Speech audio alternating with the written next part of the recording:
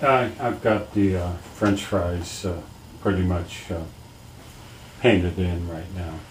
And what we're going to do now is I'm going to put some salt on the French fries.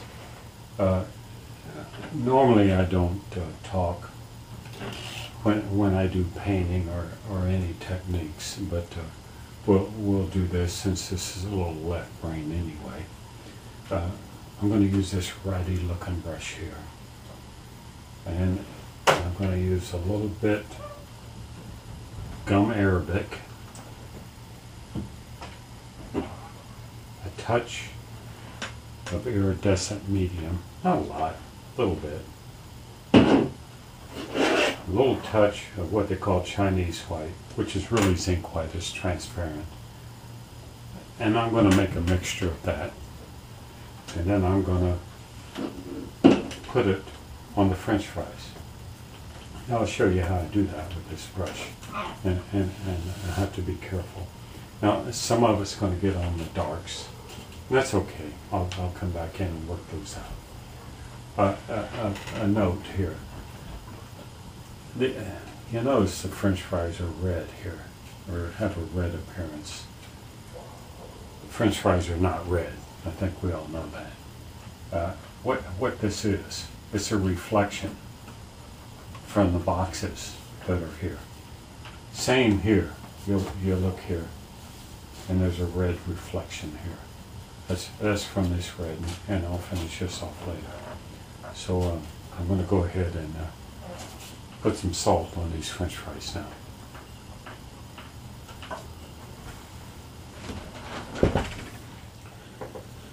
This is my mixture of the Chinese white, which is really zinc white, a little bit of gum arabic, a little bit of iridescent, and a lot of water. Now, what I'm going to do with this little brush here, this old beat up brush, is apply the salt to the French fries. And I'll try and keep it out of certain areas. And all I do is just sort of flick it. This is a subtle thing. It's not a overpowering thing. And I just sort of try and run it down along each individual French fry.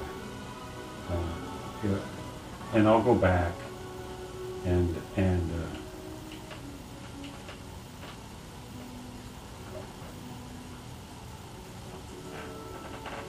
lift out those areas that I don't want to do. I have a hard time talking while I'm doing this. I guess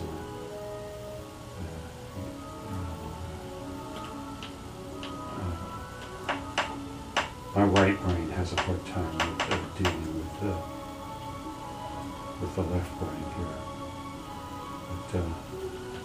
But I wanted you to see this, how this is done. This is just one of many techniques that you can use when you use watercolors.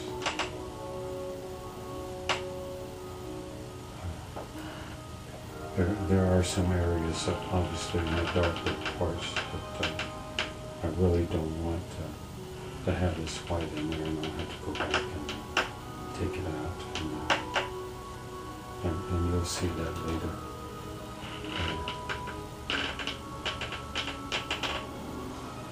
And of course there's going to be glitches around here.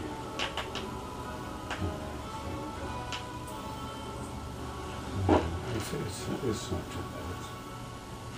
So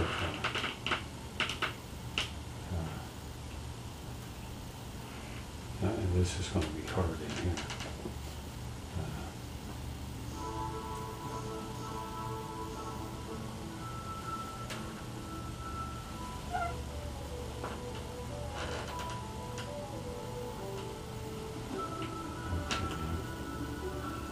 It's just about all I'm going to do with this now. I'm going to leave it and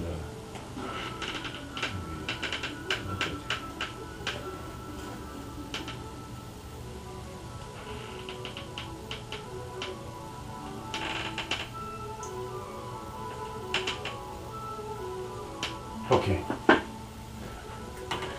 I'm going to shut this off and I'm going to go in and clean this up. The next thing we'll do is I'm going to do the box back here and finish it off and clean up some of this stuff that we need to clean up. Okay, that's it. Well, I've finished all the French fries and put the salt in. I finally completed all the reds I'm going to do on this. I'm not going to do any more reds. Now how I did this box here, I came in and painted it in with my reds. Then after I got it in there, I came back in and wet down certain areas and blotted it off with paper towels. And then I did it again. And then I came back in and finished the edges. Now after I completed all that, I came back in to the yellows here and just painted in yellows and put a little blue with it to give it some modeling. And then I started getting lost and over here. So I went in and I started blocking in colors so I could get an idea of what I had to do and where I had to go. I put some lines in the back here in the box. Now, after I finish this blocking in, which is almost complete, I'll work on the box itself on the back and then come forward. I put some browns here on the top of this bun, browns here, a little bit of greens here and there, and this is just to give me an idea of the relationships of things. Now I'll not do any more down here on this here. This is, for all intent and purposes, pretty much complete. Maybe a little touch-up work. The next thing I do, which I'll show you, is I'm going to complete the box and finish in the shading, and then we'll start working on the hamburger itself.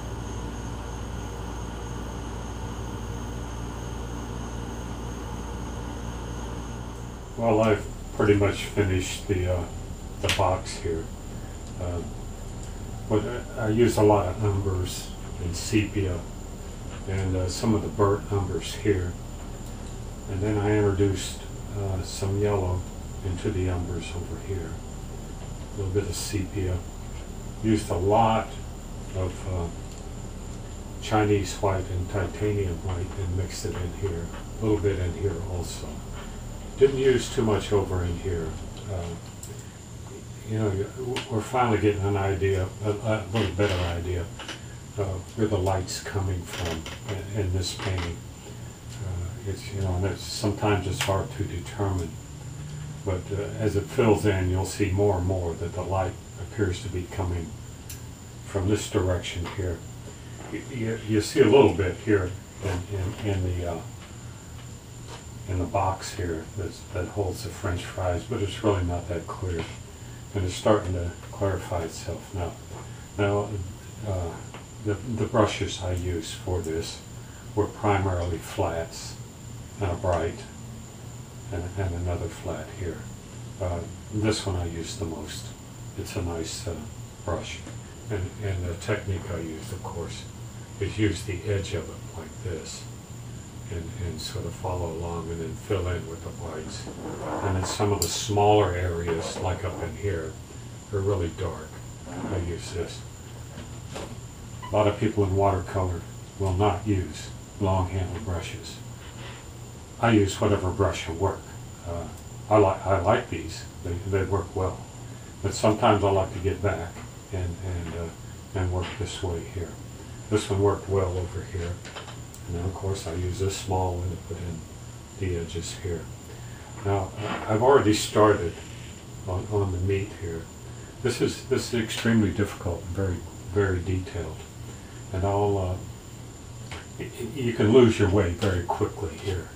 You know, this is not what a lot of watercolors do, where they put big sweeping washes and stuff on it. This is detail work. I will use a lot of washes up in here later on, but right now I got to get this meat in here And like I spoke to earlier, I work from the back to the front. For this particular subject here, the meat is behind the buns. And I'll go in with the buns later. Okay, I guess I'll get to work.